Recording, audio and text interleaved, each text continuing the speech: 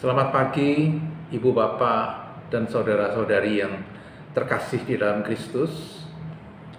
Pada hari ini kita kembali berjumpa dalam renungan doa pagi. Apa kabar Ibu Bapak sekalian? Saya berharap kita semua dalam keadaan yang sehat dan segar setelah kita melalui akhir pekan dan semalam kita juga sudah beristirahat dengan baik. Di penghujung bulan Juli ini, doa pagi mengambil tema iri hati.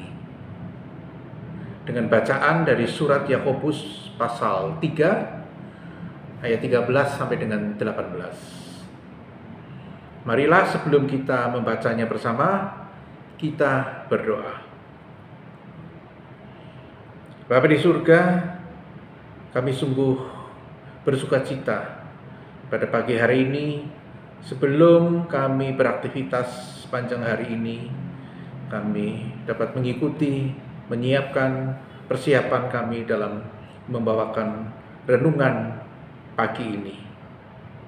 Bapa, berikanlah kepada kami kekuatan dan pimpinan sehingga kami dapat merenungkannya dan berdoa bersama dengan baik. Terima kasih Bapa, kami panjatkan doa ini hanya di dalam nama Kristus. Amin.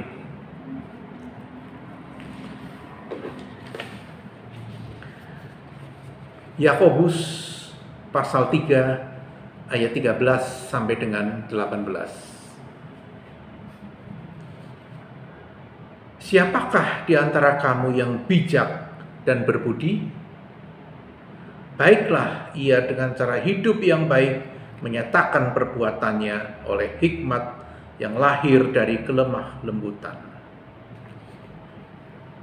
Jika kamu menaruh perasaan iri hati dan kamu mementingkan diri sendiri, janganlah kamu memegahkan diri dan janganlah berdusta melawan kebenaran. Itu bukanlah hikmat yang datang dari atas, tetapi dari dunia, dari nafsu manusia, dari setan-setan. Sebab di mana ada iri hati dan mementingkan diri sendiri, di situ ada kekacauan dan segala macam perbuatan jahat. Tetapi hikmat yang dari atas adalah pertama-tama murni, selanjutnya pendamai, peramah, penurut, penuh belas kasihan, dan buah-buah yang baik. Tidak memihak dan tidak munafik. Dan buah yang terdiri dari kebenaran ditaburkan dalam damai untuk mereka yang mengadakan damai. Demikian pembacaan nats yang mendasari renungan kita pada pagi hari ini. Ibu Bapak yang terkasih,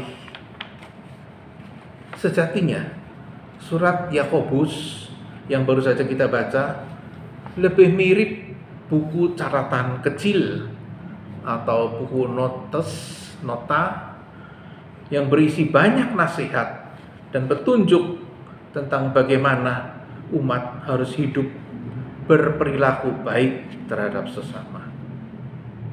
Nasihat-nasihat tersebut sangat jelas dan konkret. Contohnya, jangan mudah putus asa. Jangan mudah menyerah menghadapi ujian dalam hidup. Tidak menjadi orang yang pemarah. Bersikap ramah terhadap sesama tanpa melihat kedudukan sosial seseorang. Hendaknya kita dapat mengendalikan tutur kata yang keluar dari mulut kita, sehingga tidak menyakiti atau menyinggung perasaan orang lain. Dan nasihat-nasihat lain sebagai pedoman hidup keseharian. Sangat baik Ibu Bapak untuk kita sering-sering membaca surat Yakobus ini sebagai pedoman kehidupan kita hari lepas hari. Secara khusus, pada perikop yang mendasari renungan pagi ini, surat Yakobus menyoroti sifat buruk umat, yaitu iri hati dan mementingkan diri sendiri. Janganlah kamu memegahkan diri dan janganlah berdusta melawan kebenaran. Dan hal itu bukanlah hikmat yang datang dari atas, melainkan dari dunia, dari nafsu manusia dan iblis. Ayat 14 dan 15. Pada hakikatnya, manusia adalah penuh dengan kedagingan yang dikuasai oleh dosa. Surat Roma pasal 8 dengan jelas Rasul Paulus menegaskan bahwa mereka yang hidup menurut daging memikirkan hal-hal kedagingan. Sebaliknya, mereka yang hidup dari roh akan memperoleh damai sejahtera. Ibu bapak, iri hati dan dengki adalah bagian dari kedagingan dan merupakan dosa yang tersembunyi dalam hati. Namun kita tidak boleh terus memeliharanya, karena iri hati yang dibiarkan akan menjadi sumber perbuatan dosa yang lain dan yang lebih mendalam, bahkan bisa berujung menjadi maut. Kisah Kain dan Habil pada kitab Kejadian 4 yang diawali dengan perasaan iri Kain terhadap Habil dan berakibat terjadinya pembunuhan Habil oleh Kain. Peristiwa ini menjadi contoh nyata iri hati yang terus dipelihara akan menggerogoti hati dan iman manusia. Contoh lain dari kisah Alkitab tentang iri hati adalah kisah yang dialami oleh Yusuf yang merupakan anak kesayangan Yakub dan sangat dimanjakan. Hal ini membuat saudara-saudara Yusuf menjadi cemburu dan membenci Yusuf serta berupaya membunuh Yusuf. Tetapi Allah Bapa berkehendak dan punya rencana besar, di mana di kemudian hari Yusuf menjadi penguasa di Mesir. Dari kisah tokoh-tokoh di Alkitab tersebut, kita bisa menyimpulkan bahwa iri hati muncul dari antara lain sikap sombong seseorang yang selalu ingin dinomorsatukan dan diutamakan. Sikap yang tidak bisa menerima orang lain yang memiliki kelebihan. Suka membandingkan dengan orang lain. Padahal Tuhan menciptakan manusia dengan kelebihan dan kekurangannya masing-masing. Ibu bapak terkasih, lalu resep yang manakah yang dapat menghindarkan manusia dari sifat iri hati dan dengki? Hiduplah dengan bijaksana dan terus melakukan kebaikan dan kerendahan hati. Karena pribadi yang bijaksana akan melakukan hal-hal yang baik dalam hidupnya. Kerendahan hati akan menghindarkan manusia dari kesombongan, juga tidak memiliki waktu untuk cemburu kepada sesamanya. Ibu bapak terkasih, sebagai penutup renungan ini, saya akan mengutip dari Mazmur pasal 37. Jangan marah karena orang yang berbuat jahat.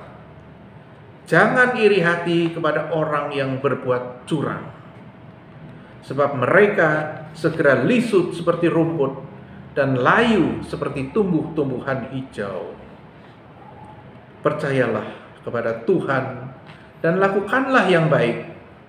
Diamlah di negeri dan berlakulah setia. Mari kita bersatu di dalam doa.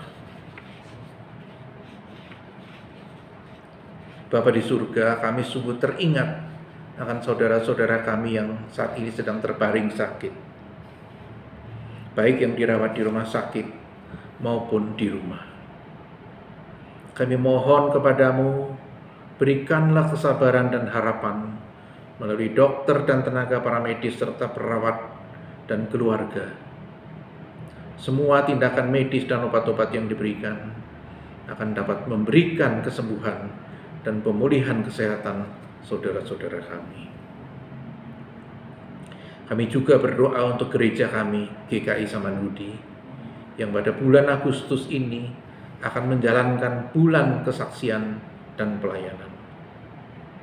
Kami mohon pimpinan dari Tuhan agar semua program yang telah direncanakan dapat terlaksana dengan baik dan bermanfaat untuk umat dan masyarakat.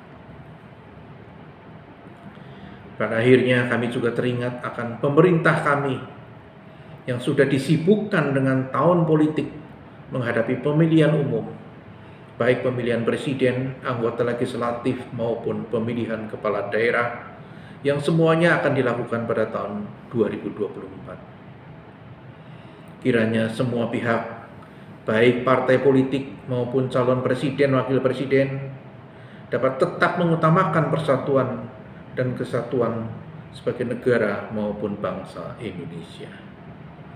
Terima kasih Tuhan, kami panjatkan seluruh doa dan permohonan kami hanya di dalam nama Yesus Kristus, Tuhan kami. Amin.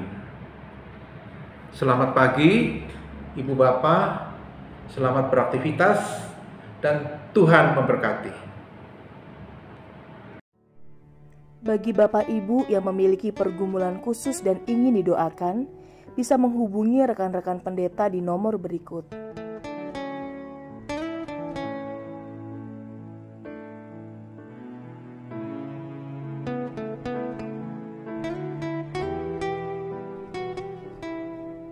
Tuhan Yesus memberkati.